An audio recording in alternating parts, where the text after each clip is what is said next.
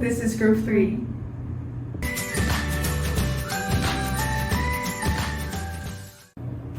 Hi, welcome to Literature Academy, your #1 platform for literary learning. I'm Aura, and here I'm with the Professor Jean for today's lesson. Hello everyone, pleased to be lecturing today. We're going to talk about the love song of Alfred Prufrock by T.S. Eliot in today's lesson. That's right, Aura. We'll also be inviting many other professors who have done research on this amazing poem, so stick around. And do remember that this course is a paid content, so do not leak any videos or materials. Thank you for your cooperation.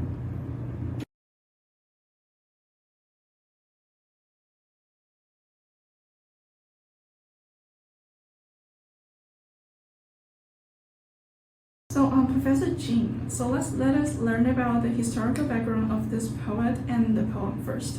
Sure. So, the love song of Alfred Prufrock was written by T.S. Eliot during 1910 to 1911, when he was still a philosophy assistant at the prestigious Harvard University in Boston. He published it around 1915 while he was studying in London. This was the first poem that made Eliot famous. Well, he seems very talented. Yeah, that's correct. Mr. Eliot's full name is Thomas Stearns Eliot.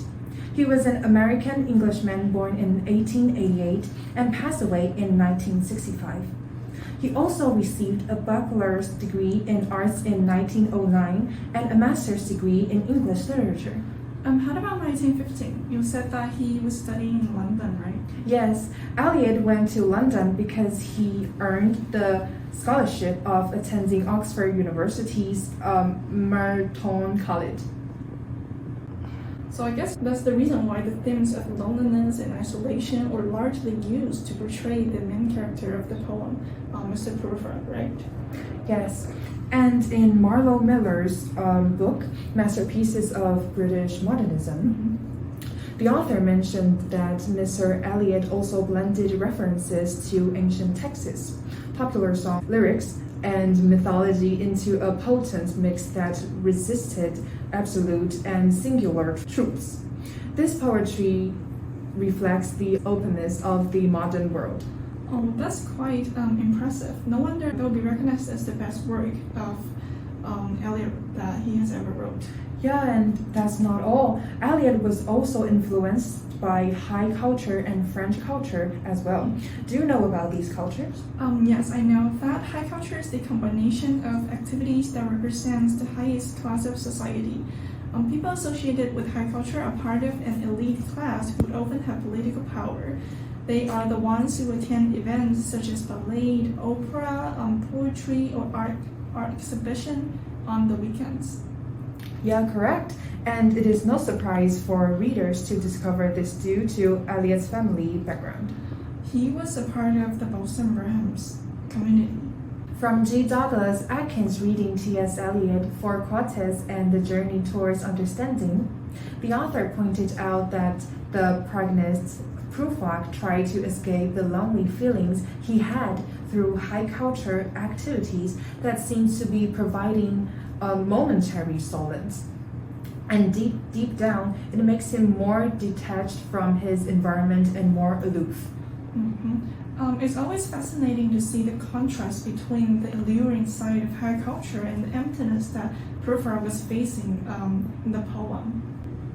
Besides high culture, Eliot was also inspired by French symbolists, specifically Baudelaire and French Uruguayan poet Jules Lafforgue. I know about Baudelaire. His poetry often takes the modern city, which all is sordid filth, as the subject and scenery of poetry. That's right. Eliot learned from him that he could put the modern city as the central of his writing, and creating the depressing, helpless atmosphere in the poem. And for Lafforgue, Eliot says in his essay, What Day Means to Me, that Lafforgue was the first to teach me how to speak, to teach me the poetic possibilities of my own idiom of speech. Lafforgue is really the mentor of Mr. Eliot. And that's not all. He liked to create various personalities in his poetry, which he would invite the readers to view from their perspective. And that's why Eliot imitated his technique on creating Prufrock, which is the poet's adoption of a persona. To be honest, I never thought of there's so many information behind just one poem. And that is the reason why poems are viewed as pieces of delicate literary artworks. Agree. And once thank you again for today's sharing. Thank you, Professor Jean. Next, we'll be inviting Professor Chris. We'll discuss more about Eliot's poem. Thank you.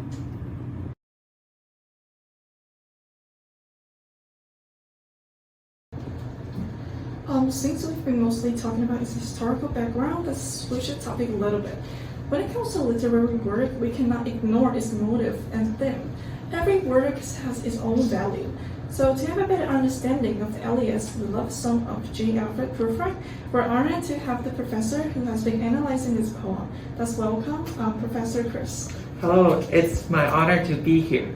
Most of the poems tend to create lead characters, either a villain or a hero. However, Prufrock isn't a hero nor a villain. He's more like a failure.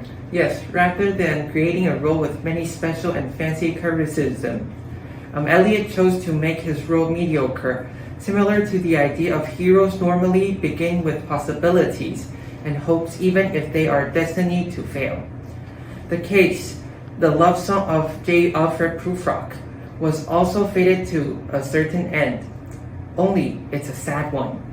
He was meant to be unable to fulfill any of his aspirations. Yes, as far as I know, he is set as a middle-aged and hopelessly hesitating man.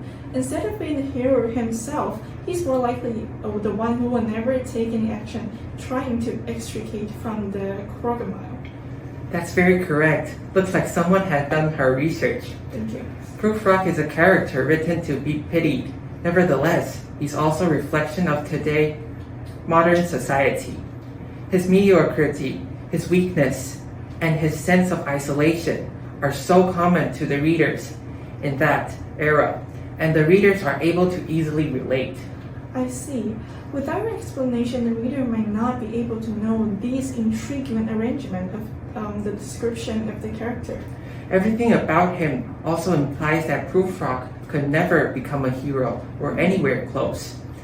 Even his name, he wasn't a man who could think of utilizing the sources he had constructively. He was also way too sensitive of his own disadvantages, which led to destruction in his self-esteem. These also reflected the society at that time, telling the reasons why the era could not welcome prosperity to them. Those were deep.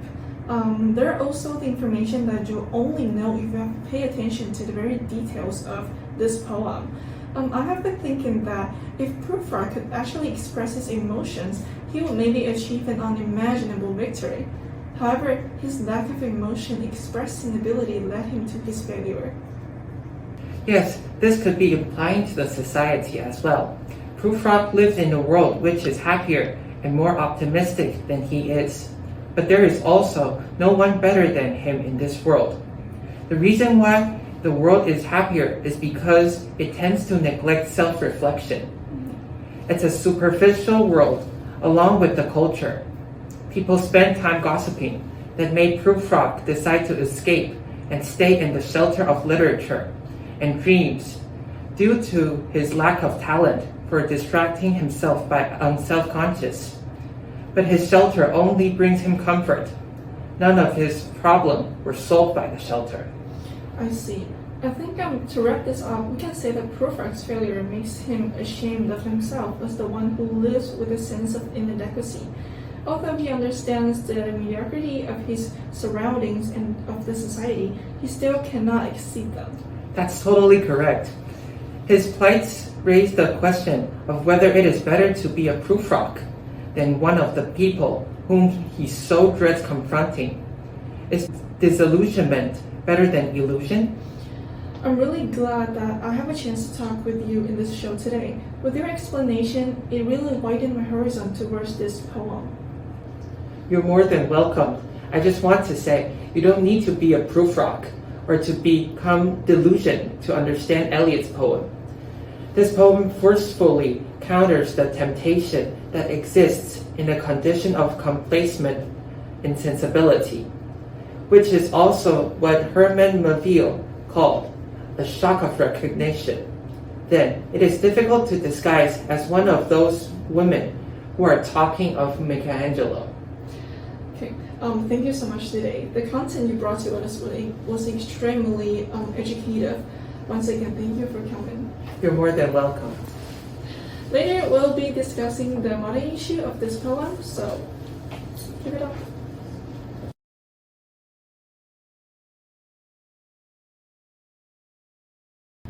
So after all the discussion about the poem, it's time for us to talk with the famous psychologist, Dr. Jeremy.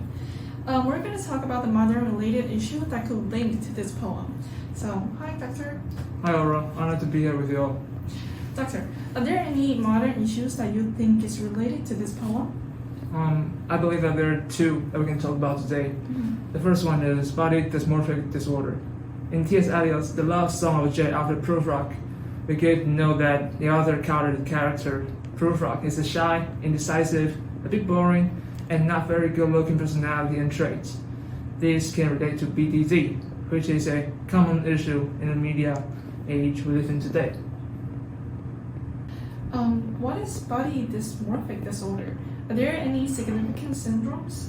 So basically, due to the rise of the social media, people get to share their lives at any time and anywhere. And when we post, we mostly want to show the glamorous side of our life to our followers, such as luxurious tropical vacations, new phones that we got, fancy restaurant we go to, or dedicated pictures of ourselves. And this situation has created anxiety in people, especially teenagers or the ones that are active on social media. And people start to self-consider that the things they access in our life are not as good as others, such as their appearance. I see. This is a phenomenon that I find pretty severe in recent days. We have discovered that one of the most common syndromes of BDD patients is the high insecurity of their appearance. This disorder doesn't only affect one's confidence in life, it is also related to psychosocial functioning, low quality of life, and higher suicidal intention. I see. So, Dr. Jeremy, is there a specific stanza or line in the poem that made you think that Prufrock may be a potential patient of BDD? Yes, in the 5th and 6th stanza, we can see that he is uncomfortable about his appearance. He kept thinking to himself that other people may find of his bald spot in the middle of the head, or worried that the outfit he chooses might disclose his body flaws, and so on.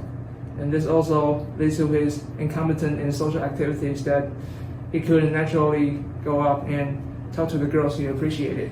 Yeah. We can clearly tell that the thoughts or the worries he had are highly similar to BDD. Okay. How about the second modern issue? You previously mentioned that there were two. The second one is called modern loneliness. And this one is quite obvious due to Prufrock's personality portrayed by Eliot.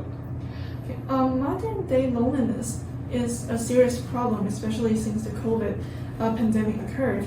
You will feel extra vulnerable and lonely during the quarantine. That's true. The modern loneliness is a growing phenomenon in our society nowadays, and it causes depression that not only has negative impacts on mental and emotional, but also physical. I think that we can really see the issue reflecting on Prufrock. His BDD and lack of confidence really made him distant himself from other people. So thank you all for listening today, and this is the end of today's class about The Love Song of J. Alfred, Prufrock by T.S. Eliot. I hope that all of you enjoyed it, and please give a round of applause for the wonderful scholars today, and don't forget to scan the QR code and finish the quiz after class. That's it for today. I'm host Aura, and I hope to see you on the next episode of Literature Academy. Take care, goodbye.